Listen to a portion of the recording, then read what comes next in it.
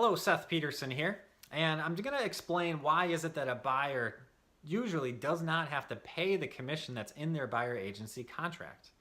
So the thing to know is that the listing agent who's representing the seller they're going to tell all the realtors in the area, hey, if you bring a buyer and sell my listing, I'm going to share my commission with you. So if your buyer's agent is able to be the one to share the commission with the listing agent, then that's going to cover the cost of your buyer agency contract. So that's what's happening almost all the time, is the buyer's agent is sharing the commission with the listing agent, and it's because the buyer's agent got the buyer to that house, and got them to buy that house. So it becomes a problematic and kind of murky and questionable if the buyer is contacting other realtors. So if the buyer did not contact their buyer's agent and they contacted some other agent to show them a house, and then they want to buy that house, well, now it's a little bit questionable as to who the listing agent should share the commission with. And it actually, it seems like maybe, especially if they did a private showing with some other agent, that other agent is maybe the one who should share the commission with the listing agent.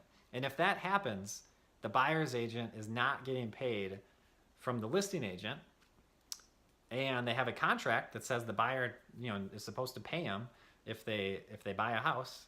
So the buyer would be on the hook to pay that commission directly to the buyer's agent in that situation. And that's a scenario that's completely avoidable, but unfortunately it does come up. So just as a buyer, make sure that you know that you should really only be contacting your buyer's agent. And this is an agent you've chosen. You've signed a contract with them, so you hopefully like and trust them and want them to represent you. So if that's the case, it only makes sense that you only should contact them. But it does happen a lot, and sometimes it's just someone on Zillow and they click the button like, hey, I'm interested in this house, and then some other agent calls them, and they kind of are down that road already, without really doing too much. So just be aware on the buying side to only contact your realtor. So yeah, if you're online, totally fine to go online and Zillow and Realtor.com and browse listings. But if you see something that looks interesting, just text or email or call your buyer's agent. Don't click the button that says I want more information or whatever the case might be.